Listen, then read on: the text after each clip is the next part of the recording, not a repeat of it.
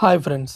12 జ్యోతిర్లింగాల సిరీస్‌లోకి మీకు స్వాగతం. ఇప్పటికే మనం మొదటి జ్యోతిర్లింగమైన సోమనాథ్, రెండవ జ్యోతిర్లింగమైన శ్రీశైలం గురించి తెలుసుకున్నాం కదా! మీలో ఎవరైనా ఈ వీడియోలని చూడకుండా ఉన్నట్టయితే మా ఛానల్‌ని విజిట్ చేసి చూడండి. మీకు తెలియని ఎన్నో విషయాల్ని ఈ వీడియోలో నేను చెప్పాను.